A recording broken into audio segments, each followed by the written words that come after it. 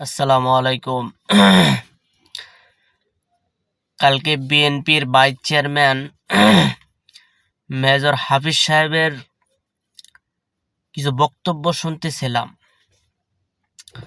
উনি বলল বাংলাদেশের মানুষ এখন পিয়ার বুঝে না এবং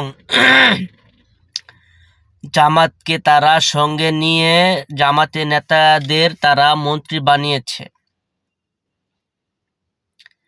তা আমরা যতদূর জানি জামাত যদি 18টা সিট নিয়ে 1991 সালে আপনাদের সাথে না যেত, আপনারা সরকার গঠন করতে পারতেন না। তারা যদি আওয়ামী লীগের পক্ষে যেত, আওয়ামী লীগ সরকার গঠন করত 91 সালে।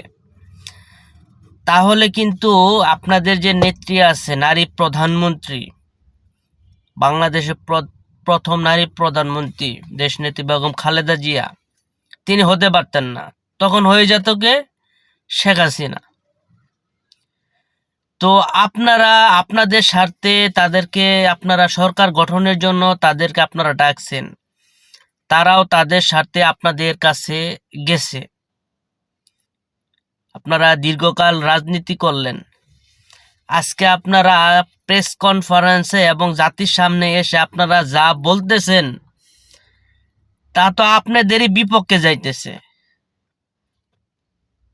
কারণ এই দলটাকে নিয়ে, জামাতকে নিয়ে আওয়ামী লীগ খেলছে, আপনারা খেলছেন। এই দুইটা দলই, জামাতকে কেউ ওই পাশে নিছেন, কেউ ওই পাশে নিয়ে সরকার গঠন করছেন। আপনারা পাল্লা ভারী করছেন।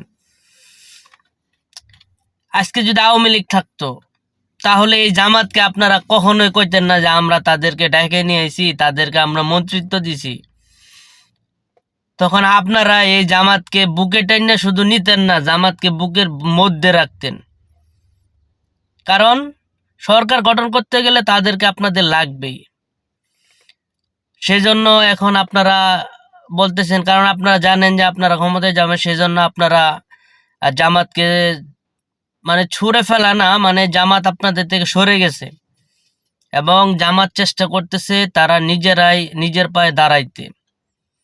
তারা আর কারো রাজনীতিক মানে ব্যবহার হতে চাচ্ছে না। এটাই এখন আপনাদের মূল সমস্যা হয়ে দাঁড়াচ্ছে। আর যখনই জামাত কারো মূল সমস্যা হয়ে দাঁড়ায়, তখনই তারা তাদেরকে রাজাকার, আলবদর, আল শামস এসব বলে। আওয়ামী লীগের পক্ষে যখন ছিল তখন তারা রাজাকার ছিল না, ভালো ছিল।